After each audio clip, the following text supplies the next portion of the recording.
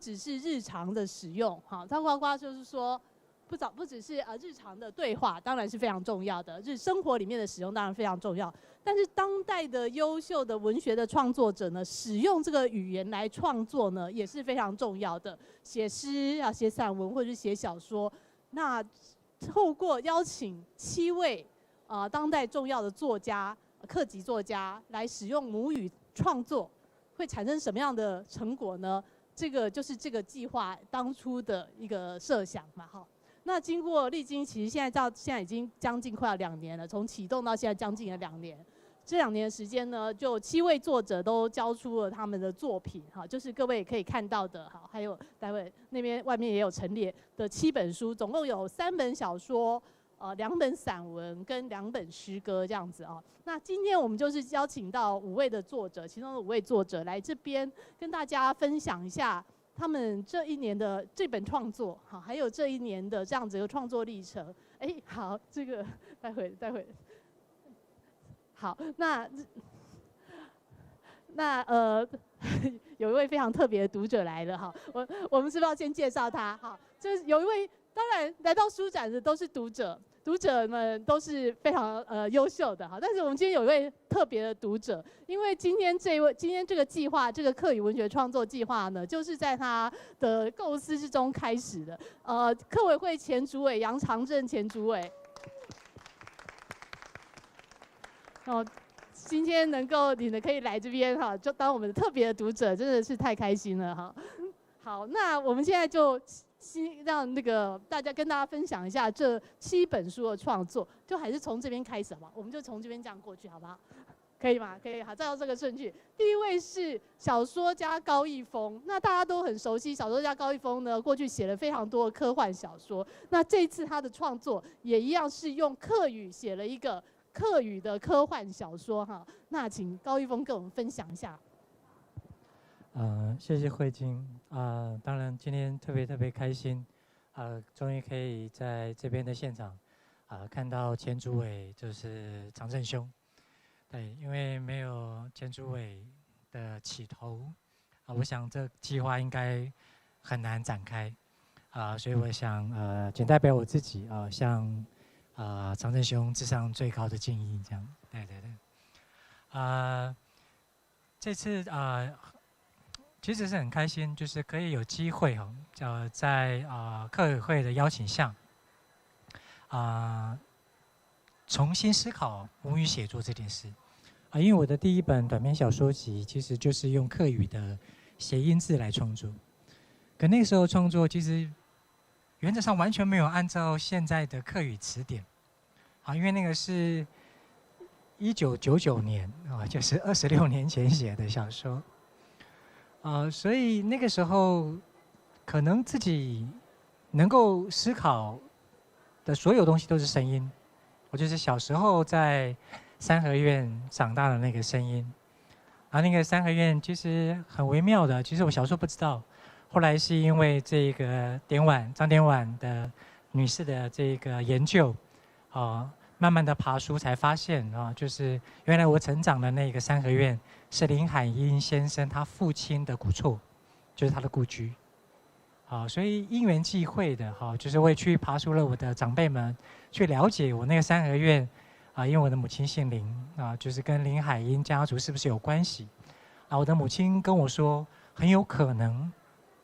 我的外公要叫林海音，可能要叫姑姑之类的吧。可能是堂姑之类的更远的远房亲戚。但是我长大的那个三合院的右厢房中间的祠堂就是林焕文先生跟他的弟弟在那边所为祖先们设立的祠堂。所以我就在那个三合院长大，所以基本上在那个我们客家话叫凤逢在三合院里面听到的所有都是客语的声音。所以第1本短篇小说集就非常这个有一点叛逆的就是没有跟着前辈的路走，就用自己想象中的声音去寻找客家字，来创作了第1个以客家谐音字为主的短篇小说集。当然写的就是跟客家的文化有关的种种，比如说我们客家人扫墓叫瓜字就把纸挂在坟头上，叫瓜字，种种的这些家庭跟家族的故事。那相隔了将近20多年之后，再一次因为就是客委会前主委杨长正主委以及现任的这个古主委大力的支持下，我又才有机会重新再思考客语写作。我想有关于这一个长篇小说《跳童》，我就不特别介绍它，原因是因为各位可以在现场看到书的后面就会看到故事大纲。那今天时间非常的短，我其实想跟各位分享我心里面的一些很想跟大家分享的话。就说以前在写作小说的时候，我经常在想，小说可以把我这个人带到哪里去？可能我这一辈子会持续的写小说，那么小说这件事情究竟可以把我带到哪里？我真的不知道，但是我会持续的跟他往前走。这次因为客委会的这个合作案，让我第一次有机会问我自己一个问题，就说我的客语小说可以把我的母语带到哪里去？这个问题是我这2年来不断去思考的事情。那也因为当时在启动的时候，其实常正主委前主委就有提到说，希望这个展开来的光谱非常的这个多样化，也能够看到创作者们大胆的突破我们过去客语写作的一个惯性。当时就因为这一句话的鼓励，所以我就大胆的写了科幻小说。这个科幻小说跟客语母语的结合大概是第一次。所以我就觉得或许吧，这也是我第一次发现了非常重要一件事情，非常好玩，也非常新鲜，也非常惊喜的。我在寻找客语文字的这个同时，发现了我可以拆解汉字跟客语声音之间产出新的词汇的这个动作。这是我这2年来对我自己个人来说最大的发现，也是最开心的发现。原因是因为持续写作了，虽然还不到30年，但是也有26、7年了。那这段时间有时候会碰到词穷，我就会发现这个词汇好像怎么用来用去都是那个东西，会有一种弹性疲乏的感觉。但是这一次的客语写作，让我去寻找那些从汉字借来的客语字的时候，重新思考了那些汉文字当中的声音跟文字的意义，以及过去为什么在创造客语文字的时候，这些选字者或创造词汇的人，他们决定使用这个字，以及挪用那个声音进来。这件事情让我在这当中发现了一种重新拆解词汇跟文字的可能性。所以我觉得这件事情，我推想未来会影响我接下来后面10年甚至20年非常长久的写作时光。原因是因为我好像找到了一个新的文字的运作方法，而是跟过去20多年来不太一样的。这我想也可能是我的外婆、我的外公、我的母亲、我的父亲，在客庄长大的这些声音，在我写作20多年之后，重新给了我一次新的机会，让我再去重新思考那些从我0岁开始、1岁开始、2岁开始就储存在身体里面的声音，能够在此时此刻，在整个台湾都是 AI 科技大爆炸的时代里面，我能够用什么样子的文字将这些声音再重新转化出来，以及假设真的我们持续往前推进，就像小说的年代一样，走到了2094年，我相信2094年客语一定还在，绝对不会像小说写的那样子就消失了。那样子的时代，我们的客语会产生什么样子的变化？我个人非常非常期待。然后我也希望能够为2094年的小说世界当中的客语多尽一份力量。就像这一次客委会给予我们的一些任务，能够创造更多新的词汇，去呼应未来。这也是这本科幻故事跟客家文字结合在一起的小说，对我来说最重要的一次尝试。谢谢各位。那其实那个这本，请大家推荐大家真的要去看这本小说哈，因为客语在这里面不只是一个语言，它其实扮演一个关键的角色，就是这些角色们那个客语在他们体内的苏醒起来，是这个科幻小说里面一个重要的推进的情节。好，在这边卖关子，就请大家去看。好，那接下来想要请张芳慈老师哈，张芳慈的老师是这里面唯一一位用大埔腔客语来写诗的诗人。张芳慈老师，你要介绍一下你的作品跟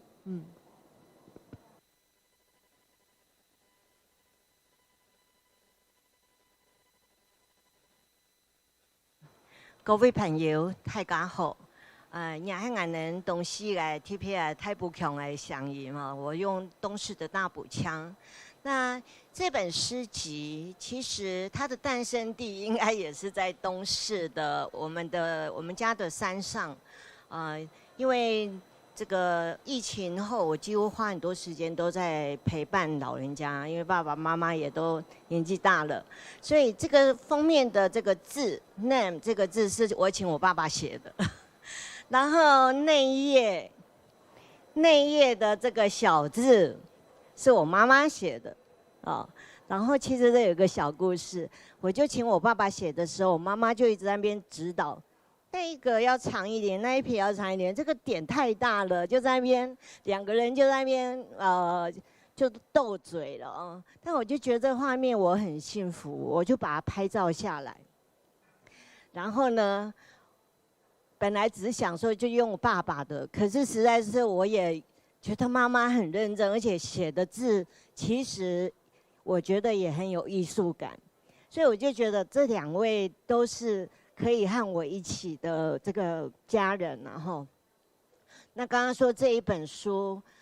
或者是说我常常在这个海拔900公尺的高山上啊，应该也不能算，台湾的高山太多了。那这个900公尺，我常常就是夜观星象，然后常常都在云雾之中，所以我有时候就觉得就是说，好像是我跟山脚下就是两个不同的平行世界。那这个平行世界里面，当然还有很多的可能性。因为像我们家的，我养了3只流浪猫，可能他们也有用猫的语言在讲这家人怎么样怎么样。然后我们家山上的也很多那个壁峡就是壁虎，那我就觉得这些好像他们都有自己的世界，他们也在看人间。那我就觉得。后来我这个故事就变成是一个有一点好像有一点神话寓言的这种神怪的这种发想。那当然我就想说，因为那几天也有接受一些电台的访问，我想一想，我觉得好像也不是今年这2年才这样想哦。我推的最远就是我学生时代读过一本《旷野的声音》，但这个《旷野的声音》其实那时候我就觉得。很不可思议哦，这个美若摩根的这个医疗队到了这个这样一个荒野之地，我们都自以为自己是很厉害的、很先进的、很文明的，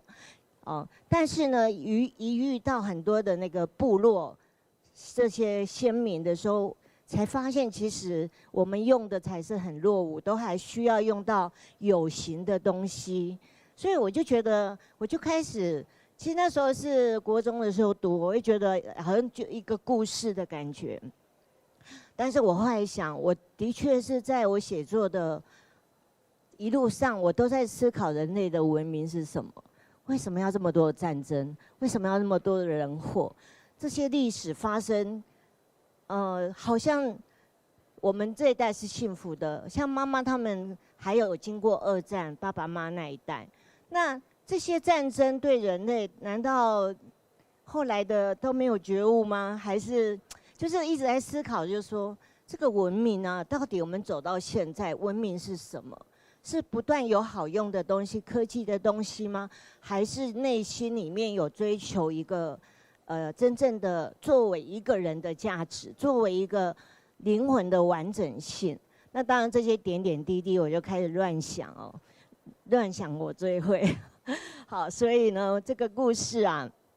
当然是由大家去看了哈。那当然，其中我也必须提到，疫情当中有一个亚马逊河的朱马部落，有一位阿鲁卡，我有写一首诗给他，因为他是他们部落最后一个会讲他们语言的人了。那这件事情也让我很震惊，哇！一个文化就因为他最后一个会讲这个语言的人，他的生命结束了，这个文化就消失掉了。所以为什么我觉得母语创作，是必要的？因为不管以后的人会不会讲，或者是 AI 在讲我们的语言哦，我觉得我们现在活着就是要做这件事情。所以我真的很感谢这个客委会，这个邀请，而且我又觉得，其实这一次可以很荣幸的跟这么多的作家们一起出版哦，这个一坐上来大家一排的，我都觉得很感动这个真的是很荣幸的事情。那当然，我这一本书的这个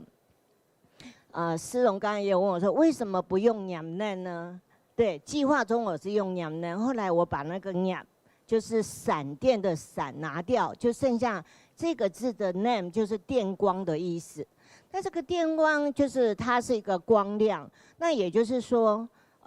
我把主控权都交给读者们，你们要怎么去，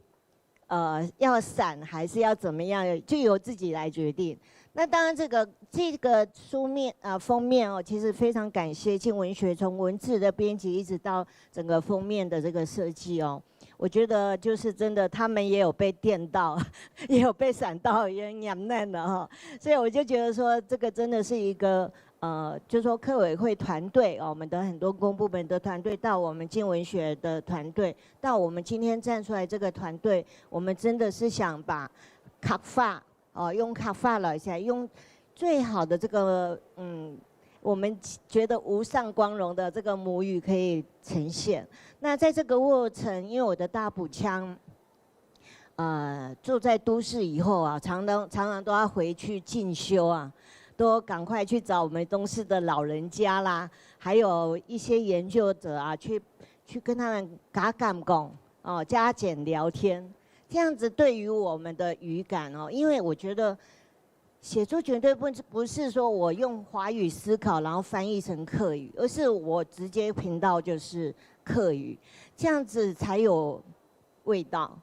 才是觉得那就是我们的话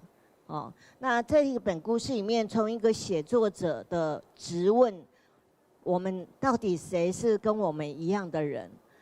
我想这个质问也是在问我是谁，我们伙伴们是谁，一直到他在记录这整个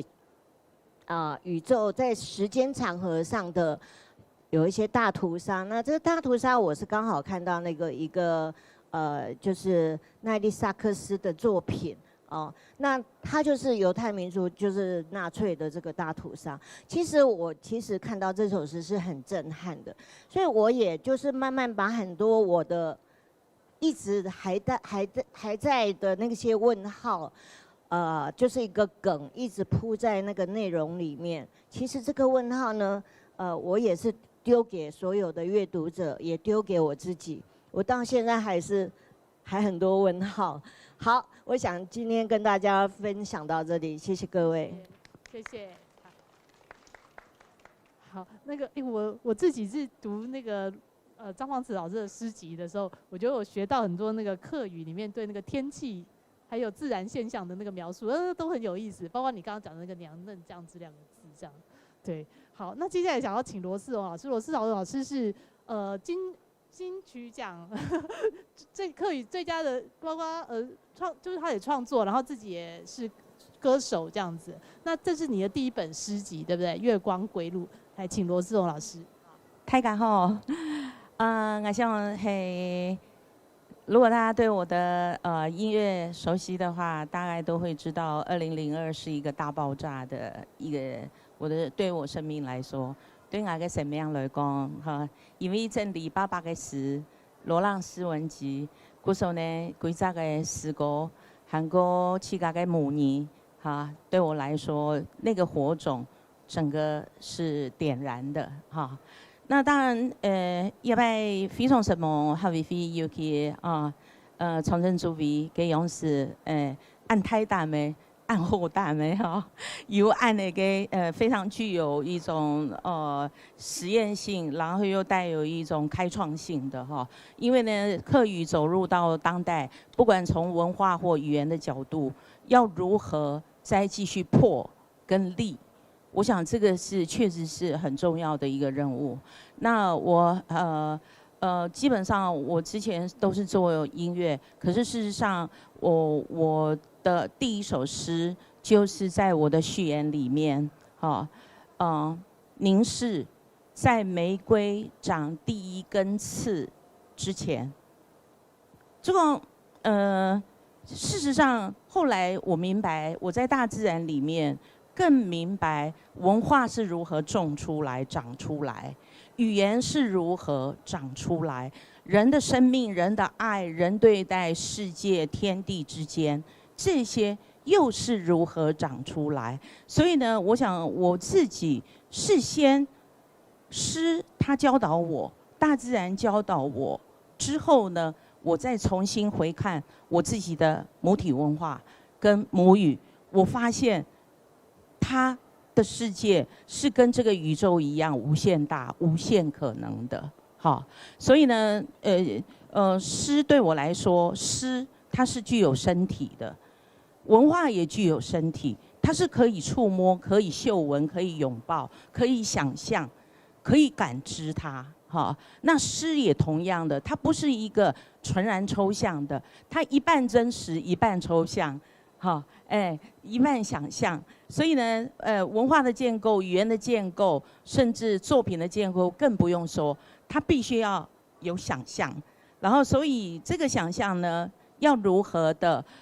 又包含了自己的文化，又包含了自己的母语，又包含了这个自然宇宙，又包含了普世人性的他者。我想这些议题应该在座的。这些成熟的这些创作者，他们都思考过，那只是说如何实践出来。我想这是应该就是他的一个也是每一个人承担的或者说每一个人展现出来的方式是不太一样的啊。那所以这一次我的月光归路，那我想就是说诗的写作。跟爬书，还有母语文化的这个爬书，它其实在我的30-40本的笔记本里面，它一直是在书写的，它一直是在提问的。所以阿拜朱黑有这样子的一个机会，让我重新的再从这个30-40本的这个笔记本里面去挑选出50首，好，然后这50首呢，到底是用什么样的一个内容去包含它？那后来我其中写了一首叫做《月光归路》，我发现就是说，这个月光，月光，事实上客语的这个词，它不是只是月亮的光芒而已。可是就从华语来说的话，尾更，或者说闽南语，他们是指月亮的光芒。可是呢，客语的月光，它既是月亮本质，又是那个发着光。我发现客语的文字有太多太特别的，像比如说蒙撒盐，蒙撒盐在华语呢就是雾，在那个闽南语雾大雾起雾笼罩着雾。可是呢，我们的客语蒙撒盐，你看朦胧的，像沙一样的，又像烟一样，它会吹散的。这个就是客语本身非常精华的，也非常精彩的，也是解开这个我们客家文化的非常重要的一把钥匙。所以呢，那时候真正的我2002年透过我父亲的诗作，然后把它转译成为客语的时候，我发现客家语言有太多自己独特的这个文字了。像比如说潘木蜥蜴，潘木蜥蜴，我们说三叫胎，明明就是那么小的，可是为什么客语竟然说像那个山狗，山上的野狗一样跑来跑去的？因为那个潘木蜥蜴，手来手去嘛，手来手去，然后又用大，山狗大或者山狗太都一样，都是大的意思。所以这就是呈现出客家人他在对待这些万物的时候，他们是怎么思考的。像比如说我这首诗里面那个讲到抢低位，抢低位就是绿袖眼，好，我们中文绿袖眼，好，有眼睛，它好像绣了一个绿色的身体，绿色的绣了一条线，好，叫绿袖眼。可是呢，我们的客家话叫做抢低位。为什么这样命名？青当然就是绿色的意思，然后丢就是丢丢丢丢丢丢丢丢丢，它的叫声。所以呢，是具有非常声音形象化的这个文字意涵。好，所以我就发现说，哇，这个对待万物的思考跟感知的方式，这就是每一种民族它的语言背后非常奥秘的地方，非常奥秘的地方。所以呢，要如就像易峰老师的挑桶，当机，或者是说鸡桶，可是呢，我们客家话用挑桶，挑桶，就是不一样的一种对待的方式哈。所以我想，这个就是说，这个每一种语言它都具有承载了自己对待这个万事万物的感知方式、思维方式、情感的方式，然后表达的方式、想象的方式、创造的方式。所以今天用这个客语书写，除了在书写我们客家文化的这些生活内涵之外，绝对也叠合了更多属于这种普世价值的。所以这个月光归路呢，我还记得那时候小时候住在山上，然后晚上到处都是乌手手的，不过呢看到月光，这个苍路，你就唔会行的。甚至呢，你走到哪里，它好像就跟到哪里呀、好奇怪哦，这个东西怎么是这样呢？不像我们看太阳的时候，我们没办法，我们看3秒钟，你就不能再正视它了。可是月亮不是，它同样的是距离我们那么遥远，可是呢，它在我们的生命里面、生活里面、情感里面，却是距离这么近。所以呢，这个月光归路，我从一个小孩，看着这个月亮，跟着月亮，北行，同行，然后甚至呢，化胎，发胎，顺给八公树，这个伯公树，我们讲土地公就是八公，像家人一样，发胎就是客家很重要的，也就是说，小孩子生下之后。这个胚胎要埋在一个很神圣的场域，这个场域呢不是进进出出的，而是不会被干扰的。所以呢，这也是发胎顺给八公树，清风松柳，是这么好像守护着家人这样子甚至呢最后我讲月光归路，风尘浪来，无论你是哪一个族群？你是说的什么语言？你从远古至今，甚至走到未来，月亮恒在。每个人的生命有限，所以呢，在月光归路的这样子的一个月亮，不管你人生的赢或输，你的沉住坏空，你的悲欢离合，月亮它都在那里，所以不要怕。我想呢，面对文化，面对语言，面对这个未来，我想我们永远都有月光，走的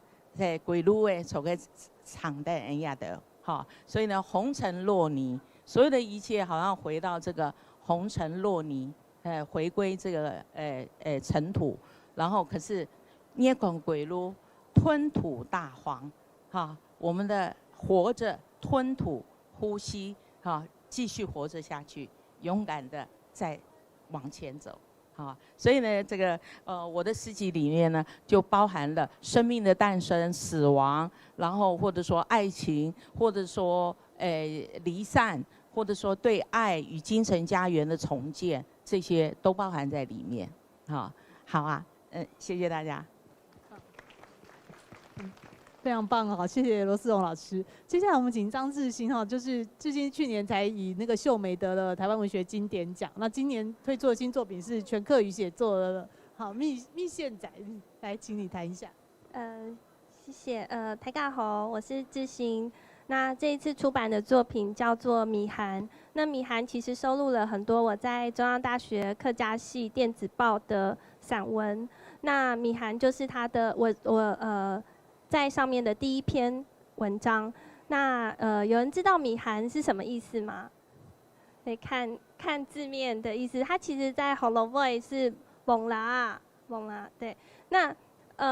小时候其实住在盖鲁，就是客家话街路，就是在比较热闹的地方。住在盖鲁的时候，那个阿婆她都会在有空的时候带我去乡下，我们叫她种海15间姨婆，15间的姨婆那边那个米函，那是我很珍贵的记忆。然后就蹲在那个准狗的那个泥水里面，然后在那边找那个函，然后最后还可以把它带回家煮汤加菜。那有一天我就跟我的小朋友，我的小孩讲到这件事情，结果我的小孩就回我说好恶心哦，然后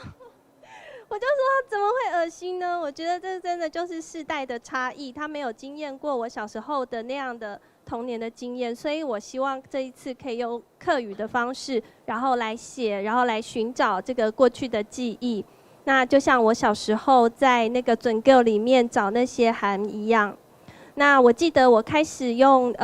客语在电子报上面写的时候，大概是2年多前。那时候的系主任是黄菊芳老师。那黄菊芳老师他就邀我在客语新闻学这样的专栏里面发表。我那时候觉得非常的紧张，因为这个电子报它除了文字之外呢，它要图片，它还要录音。那这对我来说就是一个很大的挑战，因为我那个时候就是还不是这么熟悉用客语书写。那我遇到不会的词汇的时候，我就会去查教育部的客语字典，然后播放声音。那如果还是找不到，或者是不知道怎么办的时候，我就会问我的叔叔。我有2个叔叔，还有姑姑，他们就是我的很好的就是指引这样子。那我会常常遇到一个状况是字典里面没有，然后或者是在海陆腔里面会这样，客语海陆腔里面这样使用，可是呢，在其他地方没有这样用的这样的词汇。那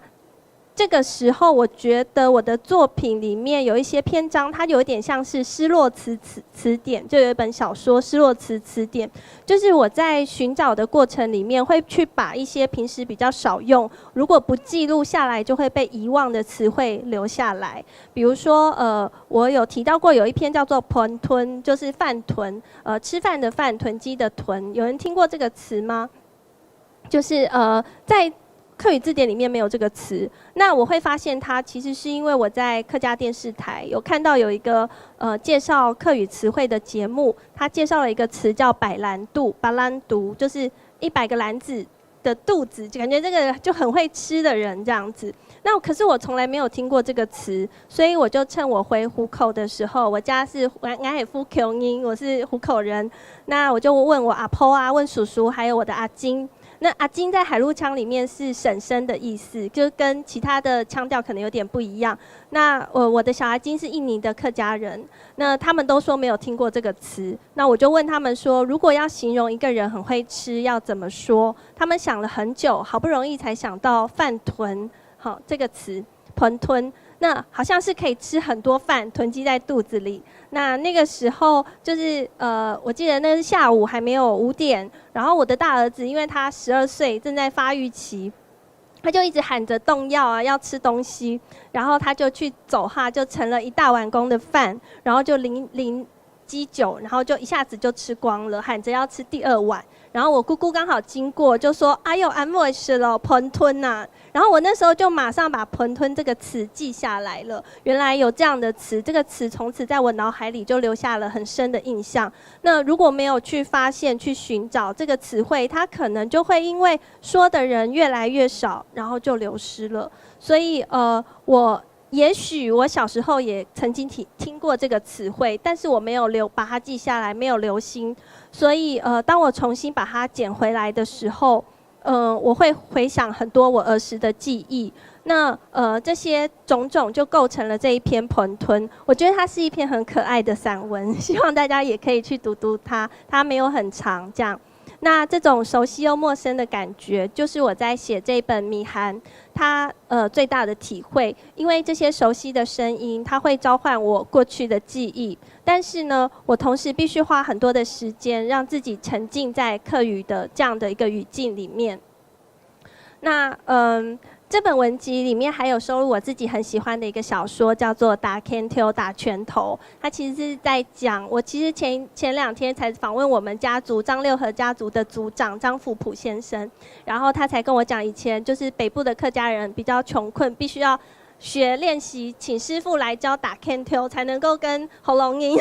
相抗衡，这样子我们才能够争地抢水。所以我其实用我小时候，因为贡烫也有教拳头，所以我就把这2个记忆结合在一起，写了这一篇打拳头。那其实我在写打拳头一开始是用华语写的，可是我觉得怎么写都写不到位。当我用客语写的时候，我觉得好像重新打开了另外一扇窗。客语给我了很多的灵感，包含就是人物的对白，还有在叙述动作。那我觉得这个是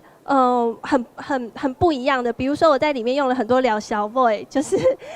用这个人物讲了很多的脏话，可是我觉得这个才是最贴近我阿公叔公那一辈的人说话的样子。所以我也很喜欢这一篇，也希望大家可以去读读。那另外一个最后想提到米函有一篇是跟建筑有关的，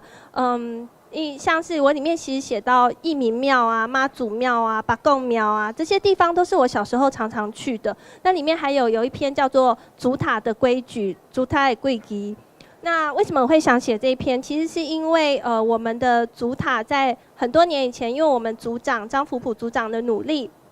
他可以让未嫁的清白的女儿可以进祖塔。那这是当时是一个很大的突破，因为我们还是有很多长辈是反对的。那当时我们做了这件事情之后，就有很多因为电视台的报道，所以就有就是其他的家族就跟进了。那组长说他在卸任前，他2012年卸任，然后他在卸任前，他还有一个新的想法，就是要让离婚的女儿，比如说像我大姑姑，她离婚了。但是她没有再嫁，那她过世了之后，她就只能在自己买的塔位里面。那她在过世前，她有说，她希望可以回到祖塔，跟她的阿公、跟她的爸爸在一起。但是这个愿望我们还没有办法帮她实现，所以我写在《祖塔的贵基》这一篇里面，我希望可以透过文学的力量，让这一天早日实现。那最后我其实。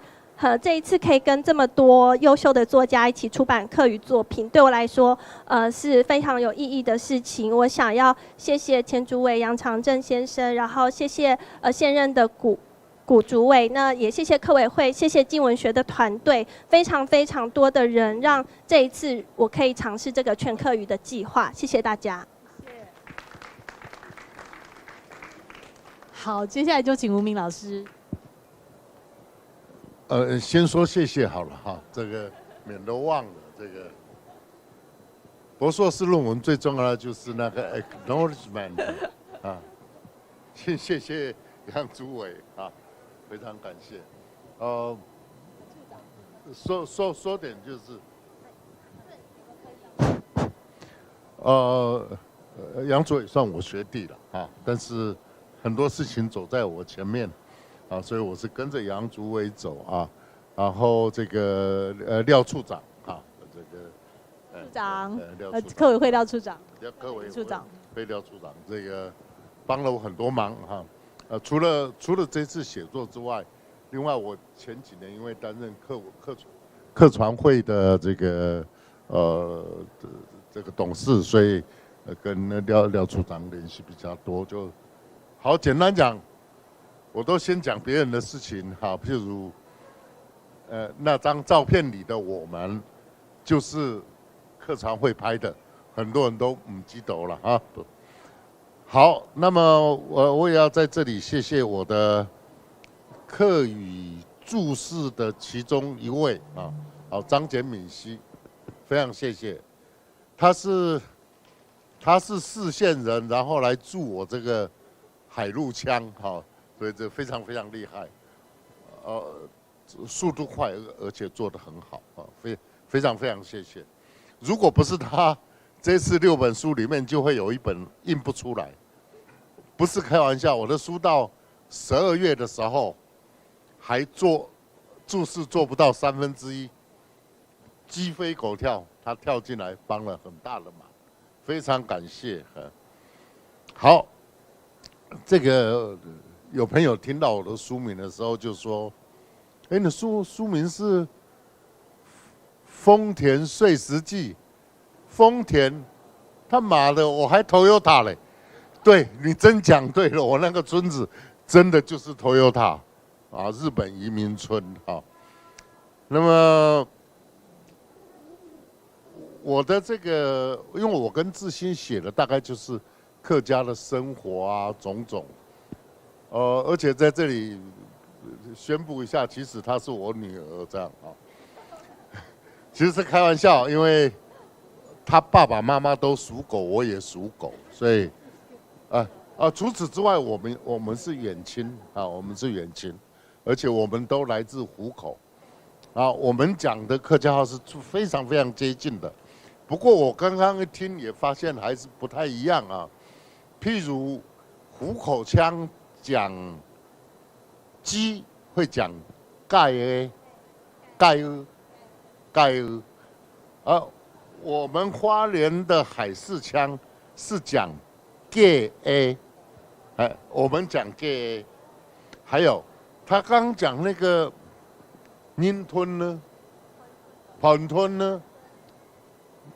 事实上盆吞呢是从宁吞呢来的啦，这个我一直到上个礼拜我才知道，原来我讲的是海事腔，啊，不是海陆腔，是海腔，海事腔，我是您的海事腔呀。譬如说，我一直到前一阵我才知道，客家话这个海陆话的饭要讲成盆，冇爱不下讲饭。所以你刚刚讲盆吞其实都是盆吞的啦。盆吞呢就是10几岁那种小孩子很会吃饭，所以他叫盆吞呢，也叫宁吞呢。但用你们的话讲就是盆吞呢，那我们就会讲反吞呢，宁吞呢，宁吞呢跟反吞呢是同样的意义。就10几岁正在转骨，然后要吃很多饭的这个。今年的1月，客委会在各地演这个收东戏啊，其中有一场就在凤林，凤林跟我家就是隔着一条支雅干溪，那凤林跟光复就隔着一个马太安溪，那丰田跟吉安就吉野就隔着一个木瓜溪，所以花莲乡镇是以溪为界，这3条溪都是花莲非常容易泛滥的溪啊。所以陈耀琴的刘碧架去筑的那个河坝，就是我的河坝，就是支雅干溪。我大2的时候也去做公公，去筑过这个蛇龙啊。所以，那么这次的书，我个人觉得还蛮有趣的，就是我的书其实就是志新书的前传。就写他写他这一代嘛，我写我跟我爸爸那一代，所以我们很多的词汇很接近，比如他去米罕嘞，我也去米罕嘞啊，我去挖夫丘，他也去挖夫丘啊，去夫丘，我们去挖那里面挖啊，这个所以你们把2本书连在一起看，你会发现，哎，我说她是我女儿，不是开玩笑的啊。所以这一次坦白说，因为长春兄跟这个会找我来做这个事情，开始我有点紧张，想说是不是真的能够写客家话。后来我想，没有什么不能学的，所以我就学着这个去写客家话啊。那么第一遍就是汉语跟客语交替写，第2遍写全客语，第三遍做注。然后为了让非客家人能读得懂，所以就把一本客语散文做成李永平的《海东青》啊，然后做成一个字的书。但是前2天廖玉慧给我写了一个信，我寄了书给他，他说你好棒哦，我没有障碍就可以阅读。好，他可以阅读，那我就还蛮高兴的啊。那么我讲2个小故事，第一个是我非常年轻就出书，我25岁就出书，23岁得时报散文首奖，是到目前为止时报48年来最年轻的那个得主。所以很多人认为我的文字非常典雅，是明日之星。可是这次我在写作的时候，朋友就说，客家人那个10%几，你写给鬼看了。可是我要问的是，如果你是客家人，你不写，谁来写呢？所以对我来讲，这个开启了我另外一个世界，就是用客语来表达我对这个时代的关心。譬如，很多人不知道，我小时候那个牛啊，耐牛角列入战略物资。有很多人不知道，米行是替国家保管战略物资的米的，所以当时的粮食局有很多情报局的人员，譬如蒋勋的爸爸，他就是在粮食局工作。你不要以为粮食局没事，不是啊，他就是管制战略物资。我们种糖给糖厂称，然后换回账单，这中间全部是糖厂在处理。但是我在书里头并没有太多的抗议控诉，我只是呈现那个时代。所以这本事实上可以说就是后山花莲的一个台湾史。你可以看到那个时代的火车，那时候的土地，那时候的人，那时候怎么防洪，怎么种甘蔗给会社办。然后甘蔗园怎么成为性的象征？比如你听说谁跟谁去甘蔗园，就是发生了什么事，直到现在仍然深深的刻在我的心底。虽然我从来没有去过甘蔗园，谢谢。好，谢谢说，我们要不要请那个杨长征前主委要不要说几句话？哎，真的，啊？真的吗？讲几句话，拜托。真的说几句话没有？作为读者分享没问题，读者分享。我讲一件事情啦哈，特别看到钟孝珍先生，佢讲佢开始写小说的时间，佢脑度上先出现日本话，好。脑度上日本话到脑度上翻译做中文，佢讲到脑译，好，所以你上一代嘅文学家，好，差不多你係阿爸嘅表現，佢哋就腦筋開發嘅時間，啊，學知識嘅時間，啊，接觸現代文明嘅時間，係用日本話去接觸嘅。也那種嘅現代人嘅思考係用日本話，等到佢哋就會來嘅，係你哋表演嘅時間，嚇，冇嘅係你哋表演時間，係你書嘅係華語所謂嘅國語教育，所以安尼那种作为在现代人，安尼思想思考系用法语，啊，所以对我来讲，20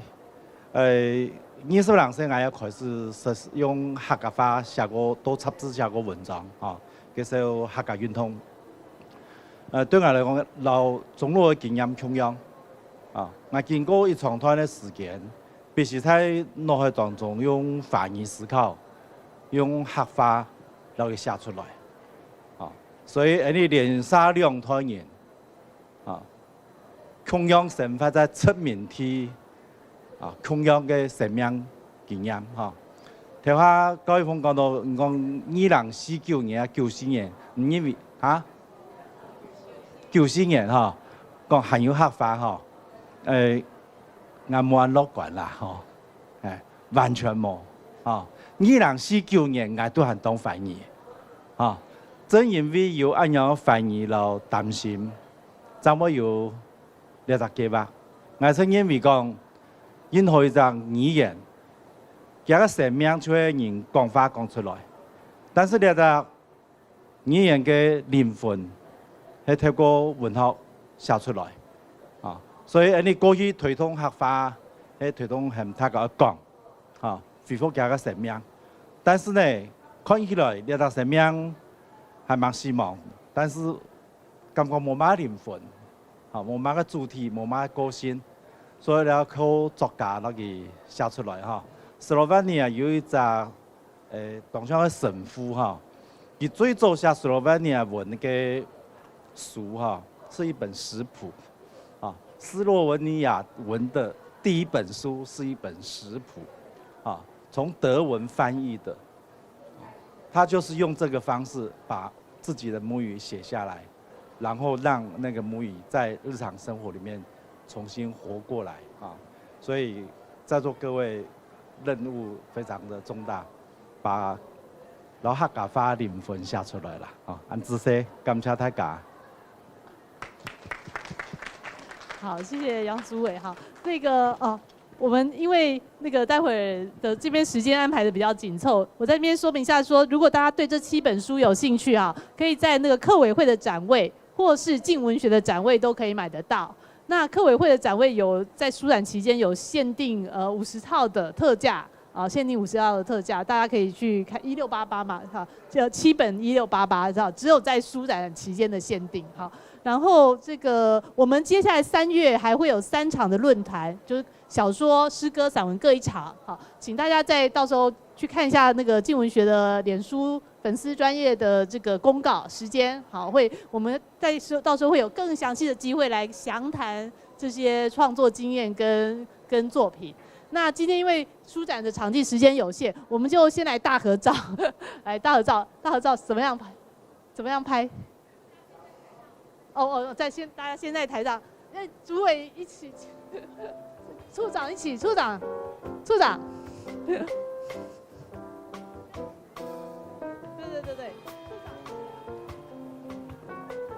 你來。